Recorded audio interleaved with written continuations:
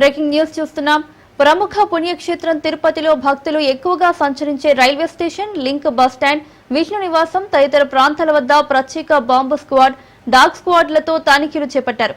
తమిళనాడులోని పలు రాజకీయ, సినీ ప్రముఖులకు బాంబు బెదిరింపు కాల్స్ నేపథ్యంలో తిరుపతిలోని పోలీస్ ప్రత్యేక విభాగం అప్రమత్తమైంది. దీంతో ముందస్తుగా ఎక్కడైనా అవాంఛనీయ సంఘటనలు జరుగుతాయా అన్న అనుమానాలతో తనిఖీలు చేపట్టింది. ఎటువంటి ప్రమాదకర వస్తువులు లభించలేదని పోలీస్ శాఖ తెలిపింది.